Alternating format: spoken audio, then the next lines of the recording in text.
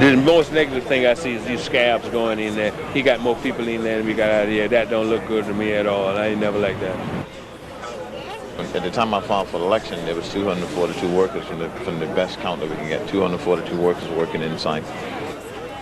Today, it may be about 250 scabs. Monday, there may be 200. But what happened is he hired scabs and they can't do the work. And it should be noted that there are at least a dozen, perhaps as many as 60 or so, workers there on a prison work release program. And I think this is an incredibly immoral act on the part of prison authorities and on the part of the city. I mean, this is virtually taxpayers underwriting strike breaking. The guy who owns this laundromat, Silvio Maxi, is a supervisor at a company called Domsey where the workers are on strike. Because the workers have been on strike since January 30th. And so Maxi's been going around hiring scabs, mostly workers who he laid off before. And he calls them up and says he's sorry and he wants them to work again.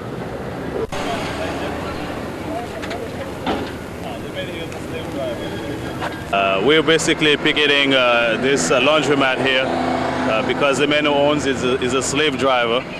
Is been accused by workers at the Domsey Trading Corporation of being the #1 man in the service of the bosses there in terms of breaking the effort to find justice and decent wages there. Max is an arrogant bastard. He's a tonton macoute. He has no respect for workers, let alone his own people.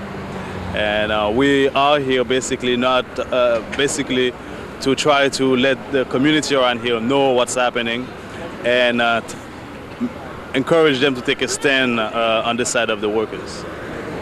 Because what happens often in a community like this, anytime that a black person is able to have his own business, people look at it as success. And we think it's great in a time in America where it is very difficult for blacks to get funding from the banks.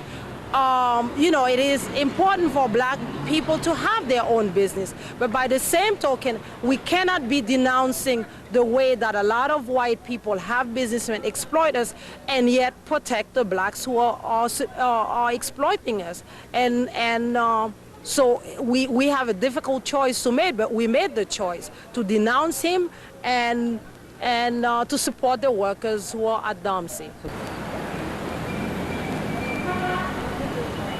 But we have a problem by getting in touch with the workers over there because of the union, which is very protective of these people. Like, you know, you go there, you speak to the workers, and then once you leave, they come, the union get involved and then tell them another story.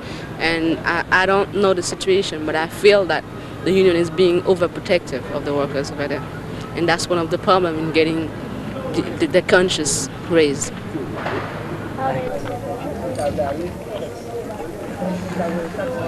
It's not enough. In this city, there are approximately 350,000 Haitians, to cite one group. They should be out there in the thousands at the Domsey picket line. Given the situation there, given the racism as I have cited, the whole community should turn out and just fill the streets in front of Domsey in support and solidarity, and not give up until the strike is won. If he wasn't in here, it would be a different ballgame, because this guy, he the one, Peter pushes him to lead all the things because he speaks 4 languages. And Peter couldn't even talk to these people for Maxi. And Maxi is a big help, big help. This man receives a paycheck. He don't write paychecks. This is Peter Sam. That's Peter Sam. Yes, that's Peter Sam. Yes, purple shirt. And who's the other guy with him? That's his security. He's got a security guy with him? Yes, armed security. This is Cliff Sam. This is Cliff Sams. This is Arthur Sam. Now, what are all their the big roles man. with Domsey? This is David Sam. Those are the big goons of Domsey. While I was working there was an experience that I had with Peter that I never forgot. I came one day with my lunch. I had bread, I had the banana, and I had chocolate in my thermos.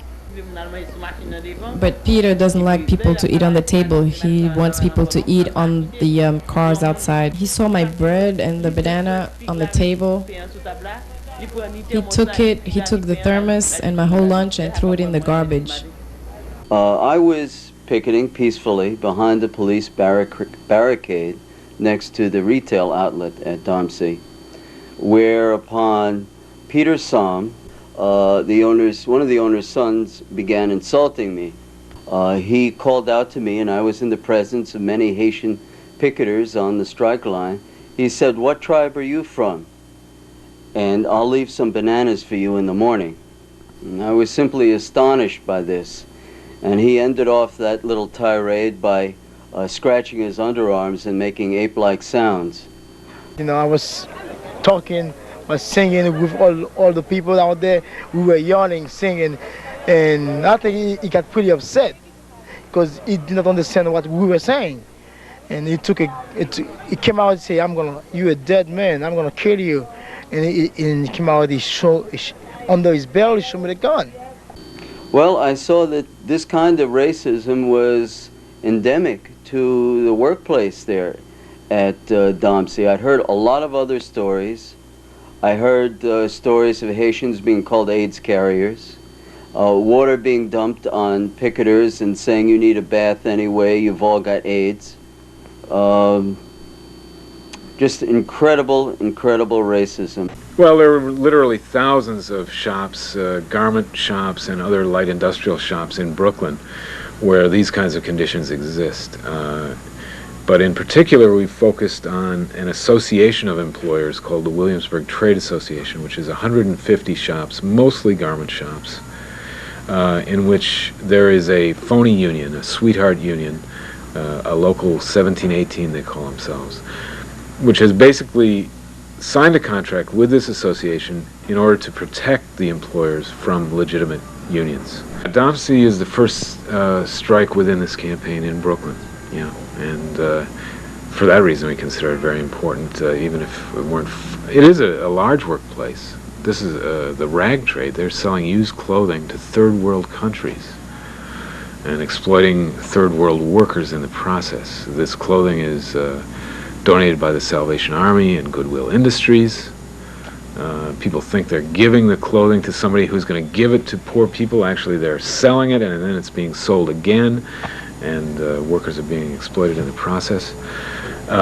It's a multi-million-dollar operation, over $30 million a year in sales. We had fought for an election. The election, everything. We went to the election hearing. Everything was going forward. So I myself was waiting for the date of the election. But instead of getting the date of the election, what I got from the board was a stipulation that the company had filed charges against the union. What kind of charges? Harassment charges, assault charges, and the assault charges, such as the first day of the strike, they said that Peter Sam was assaulted. And what happened is Peter Sam actually did the assault, and he walked into the crowd of people and was pulling the women and saying, "Come to work." And during a labor dispute, all you have to do is you put your hand on another person, and it's called assault. So it was all these charges that was like just something to block the election from going on. And so all these charges have to be litigated before there can be an election.